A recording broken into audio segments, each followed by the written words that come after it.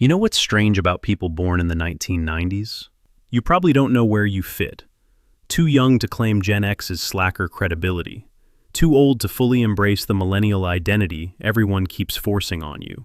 When people talk about kids these days, they're not talking about you. But when they talk about back in my day, you're not quite old enough for that either. You exist in permanent generational limbo. Neither Gen X nor millennial, just there, watching everyone else get labeled while you slip through the cracks. But here's the thing nobody tells you.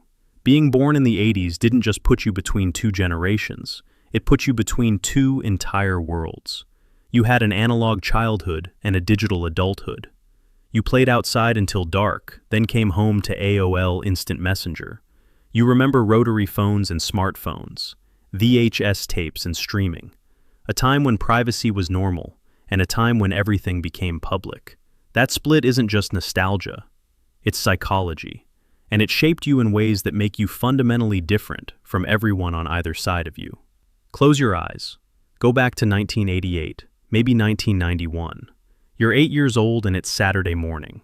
No alarm. You wake up naturally, pour yourself a bowl of cereal with a toy surprise inside, and plant yourself 3 feet from the television. Transformers, He-Man, Teenage Mutant Ninja Turtles, cartoons that actually ended. When they were over, they were over.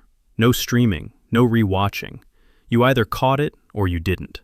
Then you went outside, not because your parents made you, because that's where life happened. You rode your bike without a helmet to your friend's house and knocked on their door. Actually knocked, stood there and waited, talked to their mom, asked if they could come out. No texts, no "you up?" No GPS tracking your location. You disappeared for hours, built forts in the woods, played tag until someone got hurt, came home when the streetlights flickered on because that was the rule. Scraped knees weren't emergencies. They were proof you'd actually live that day. Here's what that created. Self-sufficiency that younger generations don't develop. You learn to entertain yourself, to solve problems, to navigate social dynamics without adult intervention. When you and your friends had drama, you figured it out. On the playground, in someone's backyard, not in a group chat with screenshots sent to parents. Boredom was mandatory, and boredom built creativity. You invented games, wrote stories, drew pictures, sat in your room staring at the ceiling and let your mind wander. That's where imagination came from. Empty space, silence, time to think. Kids today don't have that. They never will. You're the last generation who remembers what unstimulated childhood feels like. Then everything changed, and it happened while you were still figuring out who you were. You're 14, maybe 16. Someone mentions the internet. You don't really understand what that means. Your family gets dial-up.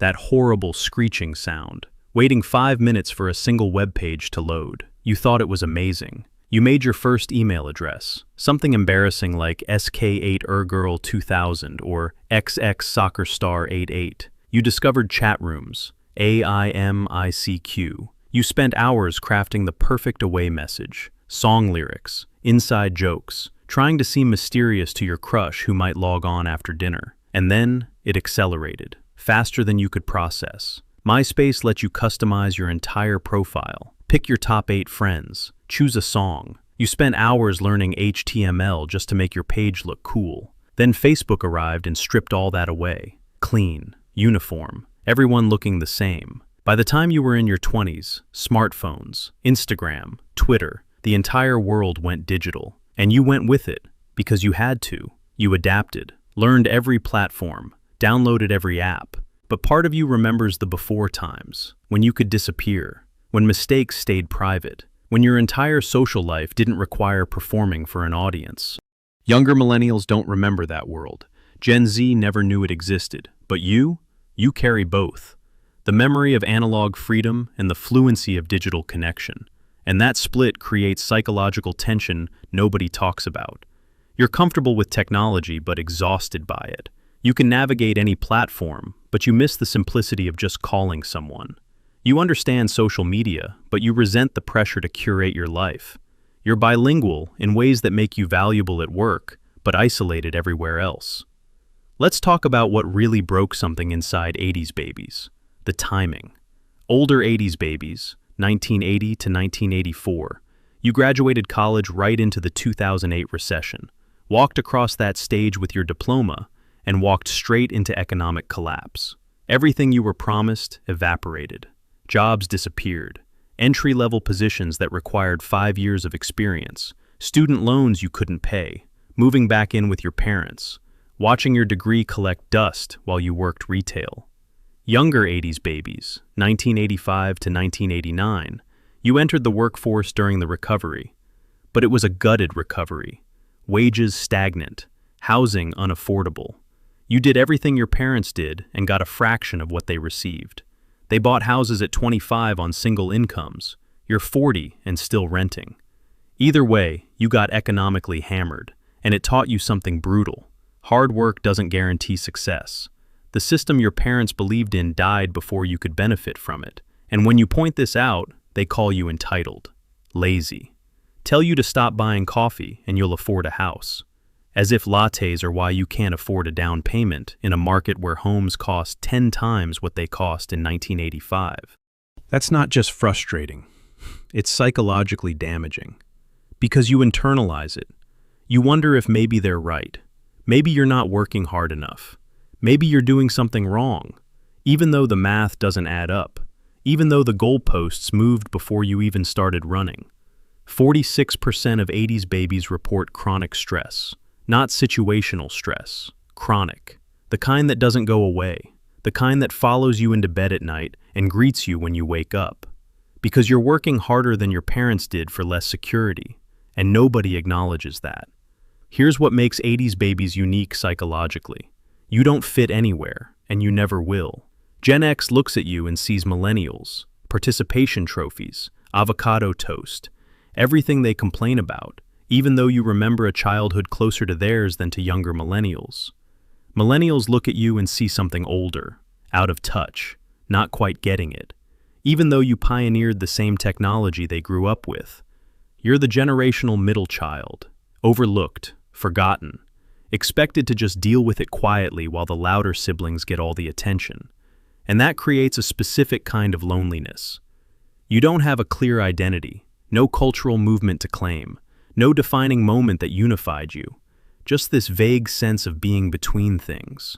Too late for some experiences, too early for others. Some call you Zennials, Oregon Trail generation, elder millennials, but none of those labels quite fit, because you're not a cohesive group. You're individuals scattered across a decade who happen to share the experience of growing up during a specific technological shift.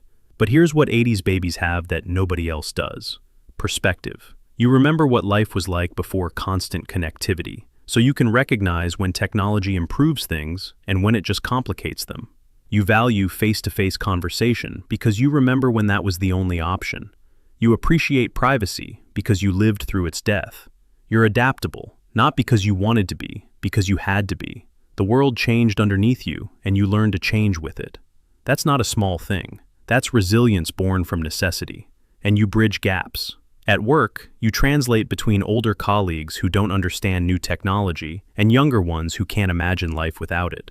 You explain cultural references that span decades. You make connections others can't because you've lived in multiple worlds. You're not better than other generations. You're just different, shaped by timing, by being born at the exact moment when everything shifted. And maybe that's enough. If this felt like someone finally saw you, you're not alone. 80s babies have been invisible for too long. This channel is for the forgotten ones, the in-between generation that nobody bothers to name. Subscribe to explore what makes you who you are, and drop your birth year below. Let's find each other, because maybe if enough of us speak up, they'll stop forgetting we exist.